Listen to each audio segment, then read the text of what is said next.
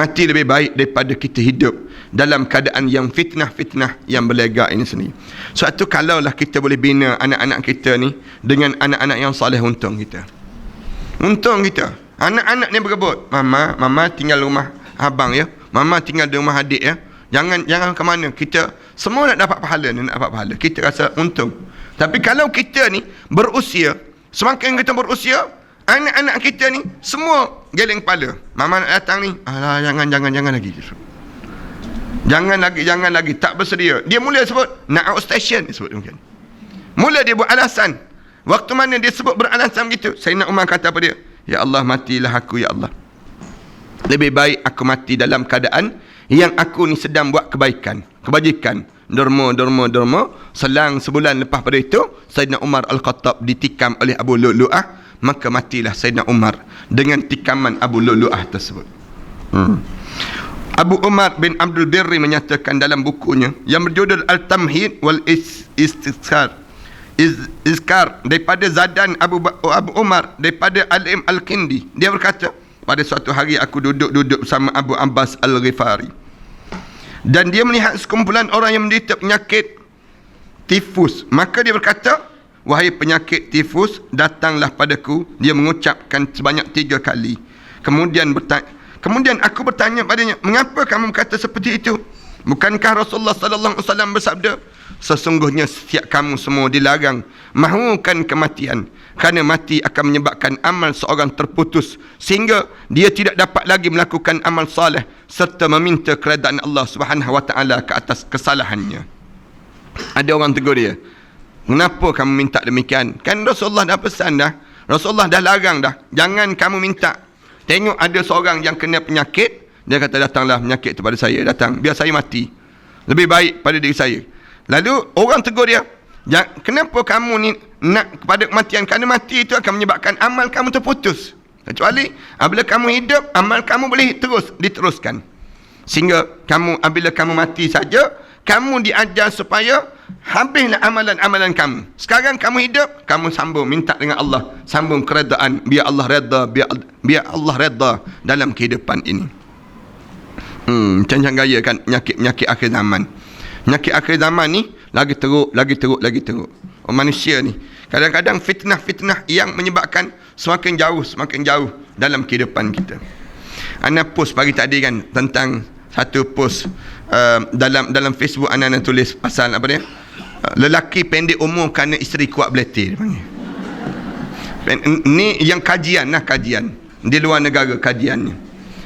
Ana kata kalau betul kajian ini, ialah di Malaysia kita ni memang orang lelaki kadar purata umur dia di antara 67 tahun hingga 69 tahun. Purata umur orang lelaki. Orang perempuan tak? 73 sampai 75. Maknanya panjang sikit lah umur orang perempuan. Orang lelaki ni pendek sikit. Kenapa? Salah satu kena beletir. Gitunya. Marahnya orang perempuan. Maknanya gambaran, kalaulah kerana tersebut, kurangkanlah. Jaga-jaga. Tambah lagi hujung usia kita, jaga-jaga bibir kita. Jaga-jaga mulut kita. Jangan sampai peringkat kitanya dalam keadaan yang kita meninggal dunia, dalam keadaan kita tak dapat redha suami kita. Rasulullah pesan sangat. Rasulullah kata orang perempuan ni boleh masuk syurga 2 sebabnya. Dia jaga 2 perkara je masuk syurga. Pintu mana dia nak? Jaga Allah dan juga Rasul. Yang kedua, jaga hati suami dia. Masuklah syurga pintu mana yang dia nak. Tapi kalau dia mati dalam keadaan salah satu tu tertinggal, Allah dan Rasul tak ada, kemudian suami dia tak redha pada dia, habis lah. Ataupun suami dia terguris hati dengan diri dia, habis lah daripada dia. Rugilah dalam kehidupan dia ni sendiri. Ini nak kena jaga pada diri kita demikian. Abu Abbas berkata, aku mendengar Rasulullah sallallahu alaihi wasallam bersabda. Rasulullah kata, badiru bil mauti sittan. Rasulullah kata, kamu boleh minta mati dengan sebab 6 sebab. Badiru bil mauti sittan. Kalau kamu nak minta mati, maka kamu mintalah kematian itu mendatangi kamu kerana 6 sebab ini. Rasulullah sebut, yang pertama, imratan sufaha. Kamu dapat apa dia yang namakan dengan yang pertamanya, imratas sufaha, pemimpin yang bodoh. Kamu dapat pemimpin yang bodoh, nanyalah kamu. Teruklah kamu. Memang tertekanlah kamu. Baik kamu mati di saat itu daripada kamu dapat pemimpin yang bodoh. Pemimpin yang entah apa-apa, senang ceritanya. Yang dalam hidup ni fikir tentang diri dia, bukan fikir tentang rakyat. Tetapi fikir tentang bagaimana dia. Dia boleh berjoli, dia boleh suka dalam hidup dia. Dia je boleh seronoknya. Yang rakyat, sengsara. Yang rakyatnya dalam keadaan tertekan. Matilah lebih baik daripada keadaan demikian. Yelah, anda tak tahu betul ke tak betul yang terbaru ni kan. Masuk panda yang harga lebih kurang dekat dengan berapa juta tak tahu. Rumah panda tu sendirinya mahal. Insurans panda tu pun mahal. Untuk apa panda tersebut? Untuk apa kita bawa masuk panda ni sendiri? Duit nak habis berjuta-juta ni. Untuk apa kita nak buat? Apabila ditanya, ada seorang menteri jawab, dia kata, supaya menjimatkan kos rakyat, tak kena pergi tengok lagi panda di luar negara. Cerdik menteri tersebut dipanggil. Elok hantar je menteri itu berada di negara itu, supaya rakyat negara itu tak perlu tengok menteri secerdik ini. Kadang-kadang demikian. Yang keduanya, kemudian wakasratus surat, ramainya polis. Apabila tempat kamu ni, polis tu semakin ramai. Maknanya apa dia? Jenayah itu berterusan. Tak selamat. Jenayah itu banyak. Maka polis-polis pun dah mula banyak di kalangan. Wa bai'al hukmi, dan yang tiganya, apabila hukum itu sudah boleh diperjualbeli. Hukum ini kita boleh jual beli di kalangan kita. Maknanya kalau kamu ada duit, kamu bayar, kamu lepas. Kalau kamu tak ada duit, kamu tak bayar, memang kamu tak lepas. Kamu tetap kena denda, kamu tetap kena penjara dan sebagainya. Kemudian yang seterusnya, wa istighfafad dammi, dan ketika mana waktu mana nyawa sudah tidak bernilai lagi. Itu dia jadi demikian. Nyawa sudah, wa istighfafid dammi, darah-darah mengalir. Wa qatai'atur rahim, dan seterusnya ketika mana hubungan silaturahim terputus. Tak rasa lagi hubungan adik-beradik, tak ada dah. Kita tak ada dah rasa adik-beradik. Putus hubungan adik-beradik pun putus. Punca apa dia? Punca benda-benda kecil je. Tak tegur siapa dengan adik-beradik. Dengan sepupu, jauh sekali. Dengan saudara mara, dengan mak saudara, pak saudara, tak tanya khabar lagi dah. Kenapa? Hidup yang sibuk dengan urusan kehidupan dunia ini. Kemudian wa nashwan yattakhizuna al-Quran mazamir yuqaddimuna yughnihim. Kemudian yang seterusnya, Al-Quran hanya dipertontonkan dan disenandungkan. Yattakhizuna al-Quran mazamir. Mereka jadikan Quran ini untuk dilagukan saja. Mereka jadikan demikian. Yuqaddimunahu yughnihim, dan mereka sibuk untuk nak melagukan Quran. Tapi nak beramal dengan Quran, tak ada. Quran tu, kamu buat musabaqah je pada kamu. Nak ikut Quran, tak boleh. Kalau kita ikut Quran, nanti kita akan jauh. Kita akan begini dalam hidup kita. Kemudian, yang seterusnya, disebut lagi apa dia? Kemudian, wa in kana aqalla minhum fiqhan, dan ramai orang yang mengaku faham Al-Quran, padahal pengetahuan tentang Al-Quran itu terlampau sedikit pada mereka. Yang mengaku tahu Quran ramai, tapi sebenarnya faham yang terhadap dalam Quran itu tak ada dalam hidup mereka. InsyaAllah kita berhenti setakat ni. Kita akan sambung pada akan datang nanti. Mengati dan menyediakan diri menghadapi saat kematian pada kita. Ini insyaAllah pada minggu yang akan datang nanti. Sallallahu ala sayyidina Muhammad wa ala alihi wa sahbihi wa barik wa sallam. Walhamdulillahi rabbil alamin. Jemaah sekalian,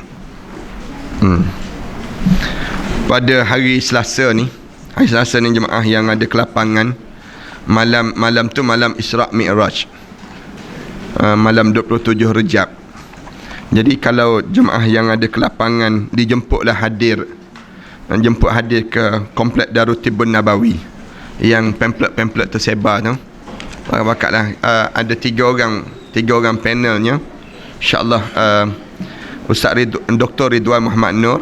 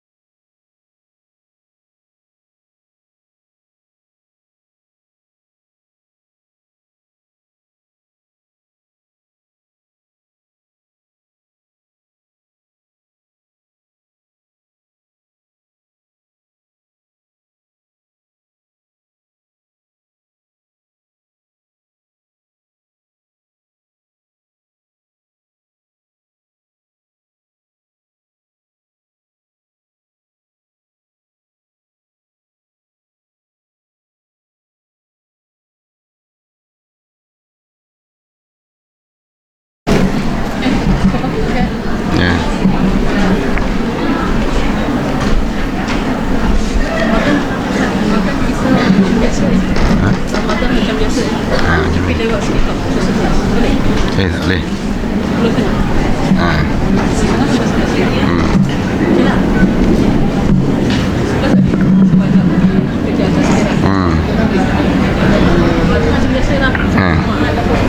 Ya. Apa jam mulai? Nak kena cek balik. Bismillahirrahmanirrahim. Alhamdulillahirabbil alamin.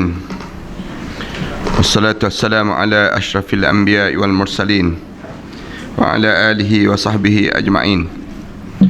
Subhanaka la ilma lana illa ma 'allamtana innaka antal alimul hakim. Ya alim 'allimna min ilmika kama tarda bihi 'anna. Ya halim khalliqna bi khuluqil hilmi wa haqqqiqna bi haqa'iqil ilmi. Allahumma akhrijna min zulumatil wahmi wa akrimna bi nuril fahmi waftah alaina bi ma'rifatil ilmi wa hassin akhlaqana bil hilmi wa sahhil lana abwaaba fadlik wansur alaina min khaza'ini rahmatik ya arhamar rahimin wa ya arhamar rahimin wa ya arhamar rahimin, amma ba'd. Para hadirin yang dirahmati sekalian, alhamdulillah kita syukur pada Allah kerana pada pagi yang baik ini kita masih lagi diberi kesempatan oleh Allah untuk kita meneruskan perbincangan mengenai kematian yang perlu kita hadapi dalam hidup kita. Dan dalam perbincangan kita pada minggu yang sudahnya, kita telah sebut tentang mengenai terkadang ada di kalangan kita diuji dengan ujian yang berat. Ujian yang berat ini yang menyebabkan seseorang itu boleh terkeluar daripada Islam, yang disebut dengan murtad. Kadang-kadang ada orang yang diuji sampai peringkat demikian. Dia rasa benda tu berat, tapi di sisi Allah ringan saja. Dan dia kena ingat bahawa setiap ujian itu tidaklah satu ujian yang menyebabkan dia tidak mampu untuk menanggungnya. Setiap ujian yang kita yang dikenakan dalam hidup kita ni, semuanya mampu untuk kita tanggung. La yukallifullahu nafsan illa wus'aha. Tidak ada satu benda pun yang Allah jadikan pada diri seseorang ini kecuali mampu untuk kamu tanggungnya dalam hidup kamu. Para hadirin sekalian, dan kita telah sebut dalam perbincangan minggu yang sudahnya mengenai beberapa keadaan yang berlaku pada Maryam, misal contohnya, kepada Nabi Yusuf AS, misal contohnya, kala mana diuji dengan ujian-ujian yang dilakukan ini. Hari ini kita sambung sikit lagi. Allah Subhanahu wa taala berfirman tentang ujian yang kena pada Aisyah radhiyallahu anha dalam hadisul ifki. Dia panggil hadisul ifki ni hadis yang gosip-gosip liar yang kena kepada Aisyah radhiyallahu anha. Yang ni berlaku mengenai pembohongan yang menimpa Aisyah radhiyallahu anha. Maknanya kita nak sebut bahawa tiap-tiap orang ni kena ujian. Tak ada orang yang sebut saja dia beriman pada Allah tidak diuji oleh Allah. Ujian yang kita kena pada diri kita ni, setakat mana yang mampu untuk kita nak menanggungnya. Dalam diri kita ni, waktu mana kita kena ujian tersebut. Dan di antara orang yang kena ujinya, Ummahatul Mukminin, ibu kita ni yang disebut dengan Sayyidatina Aisyah radhiyallahu anha. Ketika mana orang yang cerita tentang Aisyah berzina dengan Safwan bin Mu'attal. Safwan bin Mu'attal ni di antara sahabat Rasulullah sallallahu alaihi wasallam yang Rasulullah tugaskan supaya kutip barang-barang yang jatuh.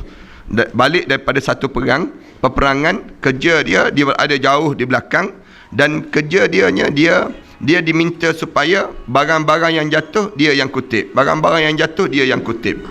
Kemudian bila Aisyah radhiyallahu anha ni pula, tatkala mana dia sakit perut dan dia keluar daripada kurungan.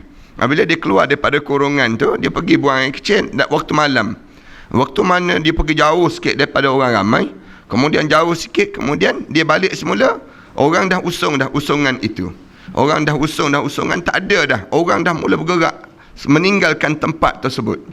Bila dia tengok tak ada, orang dah tak ada, dia pun duduk atas batu. Duduklah, kira-kiranya bila dia duduk saja, kerja Safwan ni pula kutip barang-barang yang jatuh. Dia berjalan, dia tengok ada seorang perempuan yang duduk seorang. Waktu tu waktu yang tidak dia tengok tu, dia kenal Aisyah radhiyallahu anha. Lalu mulut dia sebut inna lillahi wa inna ilaihi raji'un. Daripada Allah kita datang, pada Allah kita kembali. Terkejut dia. Tengok waktu malam, Aisyah radhiyallahu anha duduk di atas batu tersebut. Berani jugalah Safwan ni. Kalau orang lain lari dah ingat ke hantu ke apa ke. Senang cerita. Kemudian dia pun waktu mana dia tengok saja Aisyah radhiyallahu anha di tempat tersebut, dia pun sebut innalillah, dia pun hulur tangan. Hulur tangan begitu, dia letak tangan begitu. Aisyah pun faham yang tangan tu nak suruh pijak lah. Pijak supaya naik di atas kuda tu ataupun unta yang tinggi sikit. Dia ulur tangan begitu, dia letak begitu. Kemudian Aisyah radhiyallahu anha pijak di atas telapak tangan dia pun tolak naik di atas unta tersebut. Ni kekuatan lah yang biasa sebut ni. Maknanya ni kelebihan isteri Rasulullah sallallahu alaihi wasallam. Ini kelebihan lah. Kalau kita ni ulur tangan begitu, patah tangan kita tak kena gaya. Orang yang kerana berat kita senang ceritanya. Waktu mana tolak saja naik dan dia pun naik. Safwan bin Mu'attal tak bercakap langsung sampai di kota Madinah. Orang tengok.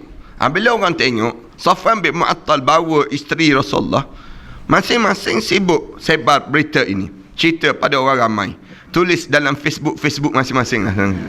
Tulis dalam Facebook masing-masing ni bahawa Aisyah telah berzina.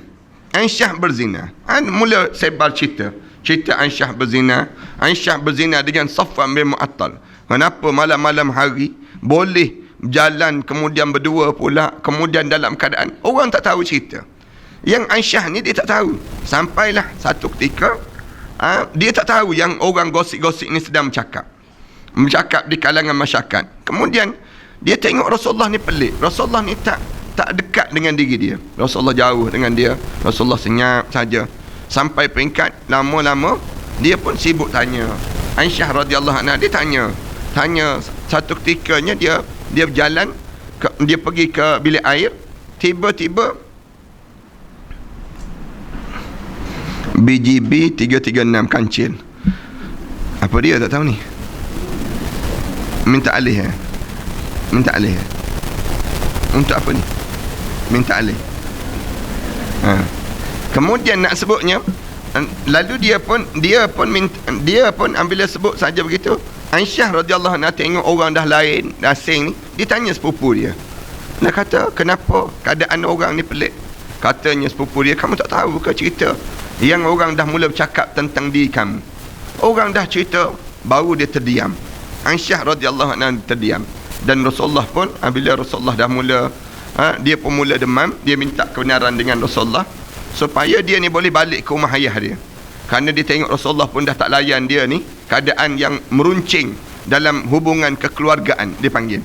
Rasulullah SAW pun macam nak termakan dah dengan fitnah yang kena ini. Sampai peringkat yang inilah yang menyebabkan Sayyidina Ali radhiyallahu anhu ini, dia pergi berjumpa dengan Rasulullah, dia sebut pada Rasulullah. Dia kata apa dia? Dia kata, ya Rasulullah, dia kata bunga ni tak sekuntum ya Rasulullah. Maksudnya cerai-cerailah Aisyah itu. Maknanya gambaran demikian. Rasulullah SAW diam. Dan cerita yang suruh cerai Aisyah ni sampai pada Aisyah. Dan Abu Bakar pun bila dia tahu saja Sayyidina Ali dah bagi tahu ni, yang bagi tahu pada Rasulullah suruh cerai, Abu Bakar pun datang bagi tahu pada Rasulullah, ya Rasulullah, saya ambillah anak perempuan saya ni, saya bawa baliklah. Dia sebut demikian. Keadaan ini genting. Rumah tangga Rasulullah ni memang gawat. Dipanggil keadaan yang memang gawat sungguh. Sampai Rasulullah memang nak lafaz cerai. Dalam satu riwayat kata demikian. Waktu mana Rasulullah nak lafaz cerai ini, lalu turunlah ayat Quran. Innal ladzina ja'u bil ifki usbatum minkum la tahsabuhu syarran lakum bal huwa khairul lakum likulli imri'in minhum maktasaba minal ism walladzi tawalla kibrahu minhum lahu azabun azim. Ini cerita terhadap ayat ni. Yang kita nak baca ni, ana mukaddimahkan panjang sikit supaya kita boleh faham terhadap ayat ini. Sesungguhnya innal ladzina ja'u bil ifki, orang yang sentiasa bawa gosip-gosip liar itu, usbatum minkum, sebahagian di kalangan kamu. Maknanya dalam Al-Quran Karim dia cerita, kalaulah bawa fitnah, yang berlaku fitnah ni mesti orang yang bukan lain, orang yang jauh daripada kamu. Maknanya kamu kena ingat usbah minkum. Usbatum minkum ni sebahagian di kalangan kamu. Sepupu kamu boleh jadi adik-beradik kamu, boleh jadi orang yang jiran tetangga kamu. Maknanya kalau bawa berita-berita fitnah ni, dia bukan orang lain. Usbatum minkum. Lalu Allah kata apa dia? La tahsabuhu syarran lakum. Jangan kamu sangka fitnah-fitnah yang cerita tersebut jadi buruk pada kamu. Jangan. Allah mula nak ajar pada orang mukmin. Kalaulah sekiranya kamu kena fitnah dalam ujian hidup kamu, la tahsabuhu syarran lakum. Jangan kamu sangka benda tu buruk pada kamu. Bal huwa khairul lakum. Bahkan setiap fitnah yang kena itu satu kebaikan dalam hidup kamu. Kebaikan tu Allah sajalah yang tahu apa dia. Maknanya boleh jadi hasil daripada perbalahan, hasil daripada pertengkaran, hasil daripada yang namakan dengan ujian yang genting ini, dia akan bawa kebaikan yang lebih baik dalam hidup kamu. Ini maknanya dalam rumah tangga ni, setiap kali mana kamu tergoncang ujian rumah tangga, jangan kamu ingat ujian rumah tangga itu jadi buruk pada kamu, tak. Tapi bal huwa khairul lakum. Bahkan dia akan menjadi lebih baik dalam hidup kamu. Ialah kalau orang yang berkelahi kan, suami isteri tu dia berkelahi masa muka dia, lama-lama lepas tu waktu nak baik itu, dia kenyik mata balik macam contoh. Waktu mana dia kenyik mata balik tersebut, adalah kebaikan. Mulalah pujuk yang tu, pujuk yang ni. Dia nak bawa kebaikan rumah tangga. Allah nak jadikan kadang-kadang lepas pada ujian yang besar ni, dia akan lebih menyebabkan kasih sayang itu bertaut lebih kuat.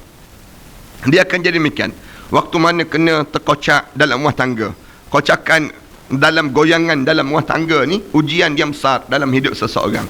Siapa-siapa yang kena ujian dalam rumah tangga, boleh bayang kadang-kadang gangguan daripada sebelah mertua, kadang-kadang gangguan sebelah ipar duai, kadang-kadang gangguan itu datang daripada orang yang dekat-dekat dengan diri kita.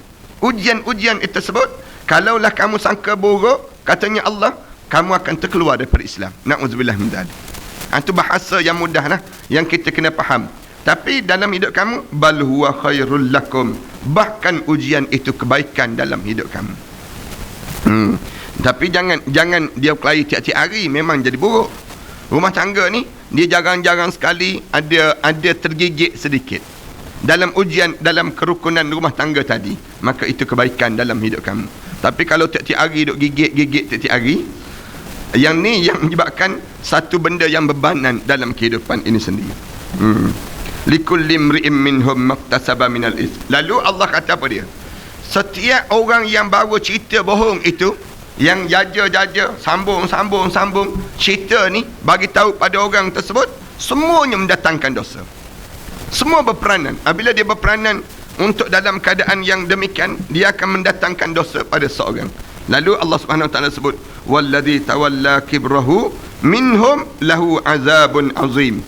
Bagi orang yang dalam hidup mereka, walladzi tawalla kibrahu, mana-mana orang yang dalam hidup mereka ni mengambil bahagian dalam dosa-dosa itu, lahu azabun azim. Bagi mereka ni azab yang amat pedih yang Allah sediakan pada mereka. Surah An-Nur ini ana sebut banyak kali pada parahan sekian. Parahan sekian orang perempuan terutama, jangan mati selagi mana tak habis belajar surah An-Nur. Maknanya surah yang menjadi kewajipan bagi orang perempuan belajar. Orang perempuan jangan dia mati. Cubalah jangan bagi mati, senang katanya. Selagi mana kita tak belajar surah An-Nur. Surah An-Nur, surah Al-Ahzab dan surah An-Nisa. Maknanya 3 surah ni orang perempuan wajib belajar. Dalam hidup masing-masing dia kena belajar. Kemudian orang lelaki ada 2 surah je, surah Al-Baqarah dan surah Al-Imran. Surah yang menjadi kewajipan orang lelaki untuk belajar. Yang ini anak sedang tafsir di Masjid Al-Mu'minun kan. Surah Al-Ahzab dah habis dah surah An-Nur. Kemudian anak tafsir surah Al-Ahzab pula sekarang. Setiap petang Selasa tu membicarakan surah Al-Ahzab, ya. Dan surah An-Nisa, 3 surah. Kemudian dalam ayat yang lain Allah Subhanahu Wa Taala sebut, istalaqawnahu bialsinatikum. Ketika mana kamu menuturkan kalimah-kalimah itu di lidah-lidah kamu, di gigi-gigi kamu. Wa taquluna bi afwahikum, dan kamu sebut dengan bibir-bibir kamu, dengan kalimah-kalimah itu keluar di bibir-bibir kamu, ma laysa lakum bihi ilm. Satu benda yang kamu tak ada ilmu terhadap demikian. Maknanya cerita-cerita bohong yang kamu cerita tersebut, wa tahsabunahu hayyinan wa huwa indallahi azim. Kamu sangka benda tersebut kecil, tetapi benda yang kamu sebut itu dia terlampau amat besar dosanya di sisi Allah.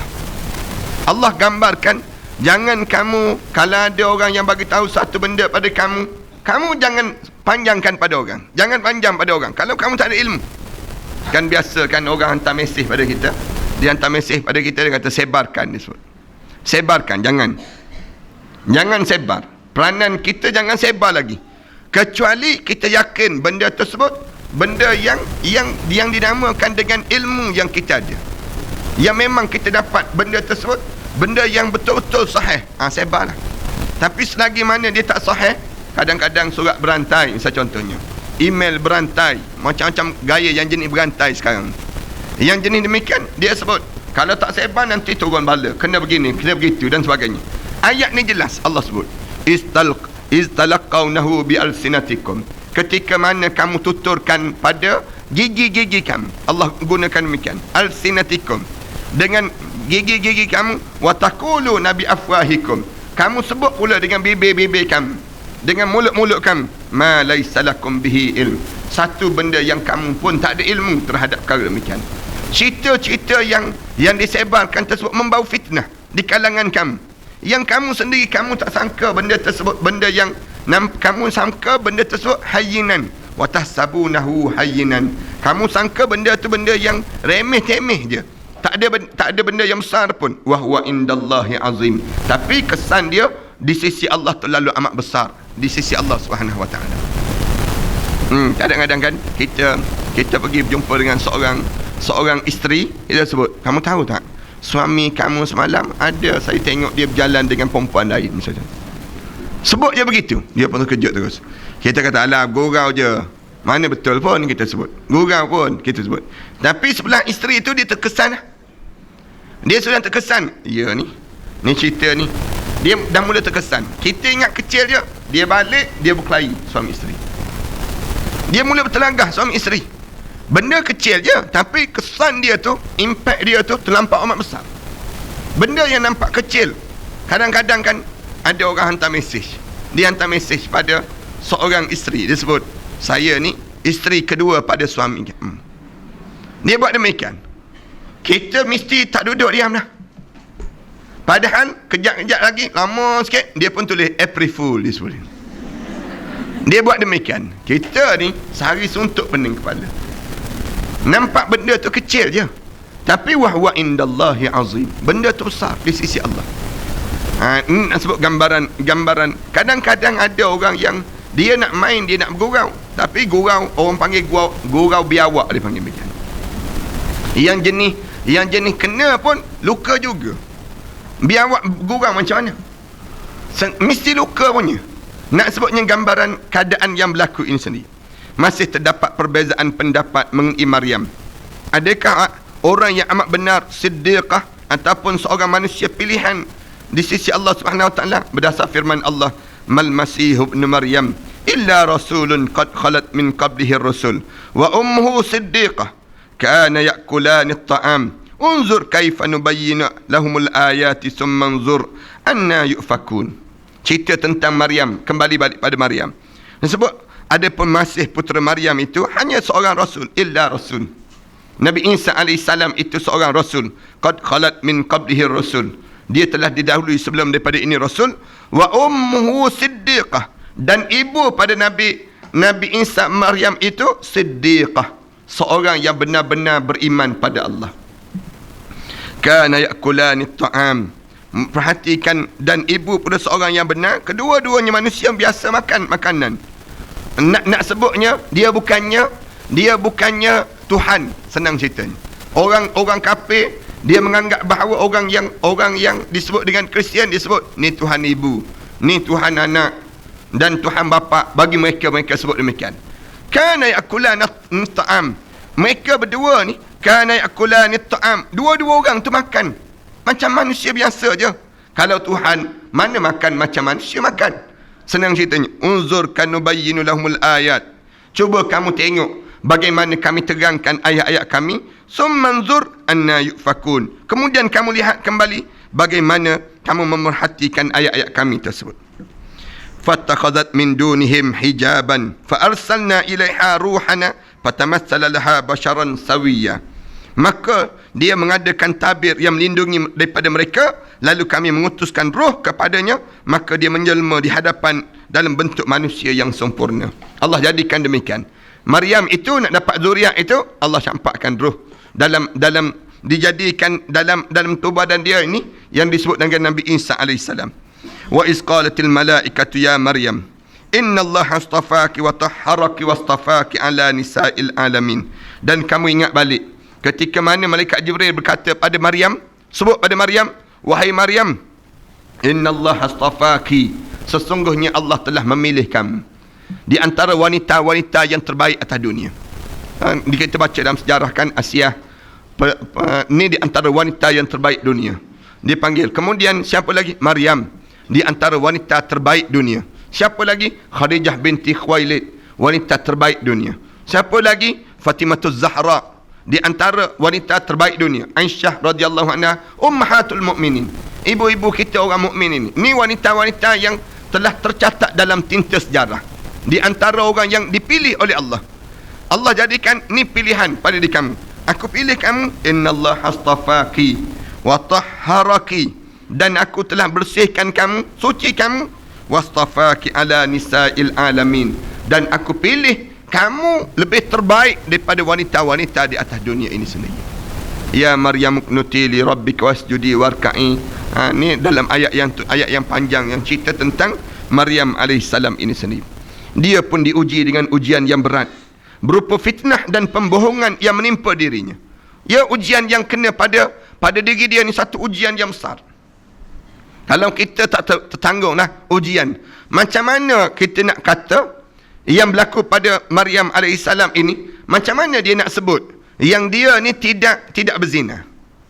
Nak kata macam mana keadaan demikian? Kecuali dengan wahyu Allah yang menyelamatkan diri dia.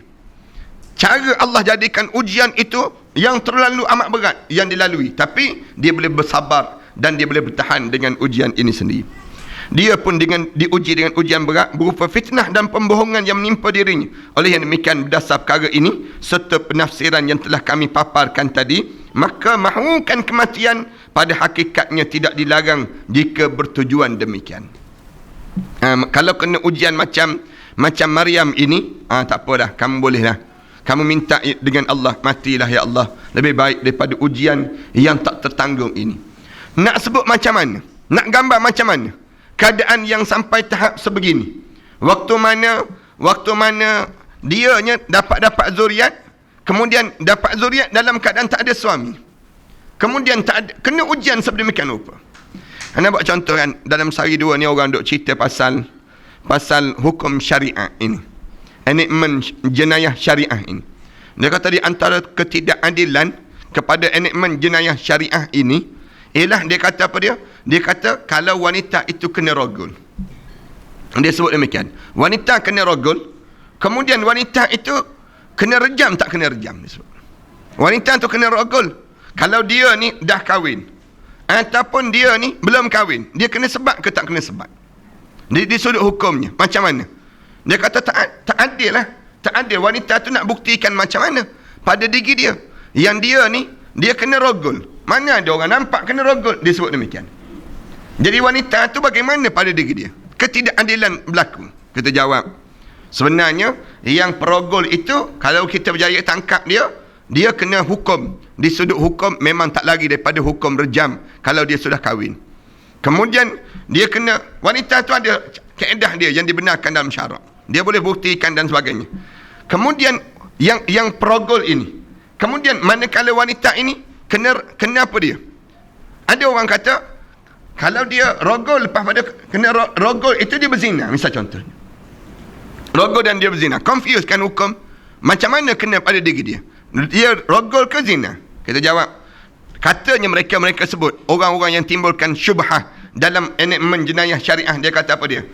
Dia kata orang kena rogol, kesian, kenapa masuk di bawah enakmen yang kena zina juga pada seorang tersebut?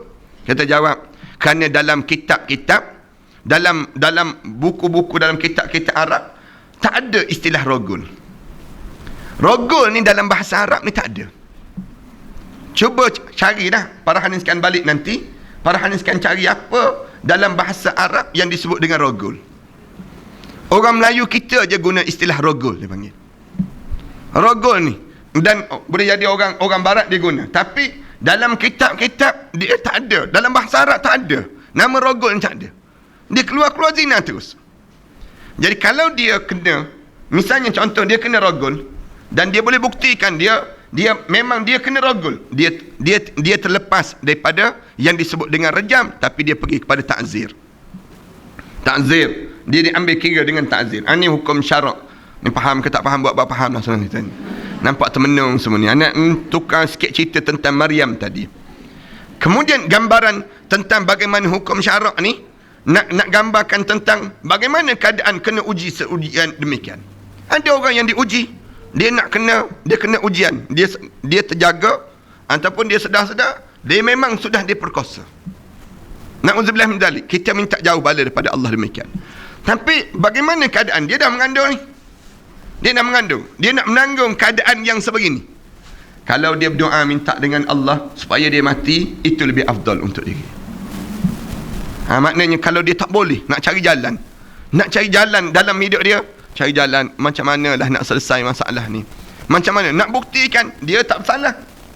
Tiba-tiba dia mengandung. Dia tak tahu bagaimana dia boleh mengandung.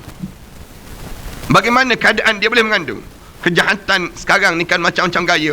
Orang buat ni sekarang masukkan ubat bius, ubat apa dia, macam-macam gaya, letak dalam makanan, kemudian letak dalam minuman, ubat yang tidur, ubat khayal dia panggil.